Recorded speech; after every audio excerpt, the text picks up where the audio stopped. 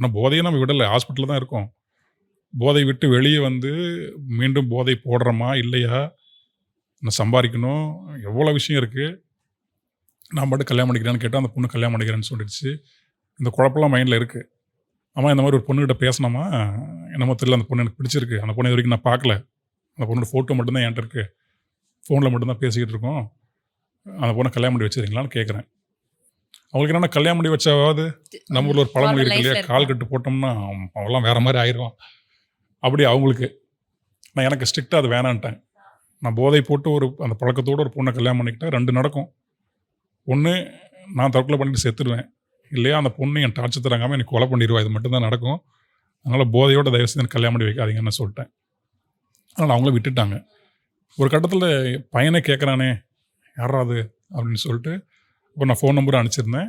அப்புறம் எங்கள் அப்பா அம்மா நேராக அவளுக்கு ஃபோன் பண்ணி பேசி, இந்த மாதிரி தம்பி சொல்கிறாம்மா, உங்களுக்கு விருப்பம் தானே, தம்பி பற்றிலாம் தெரியுமான்னு அம்மா கேட்குறாங்க.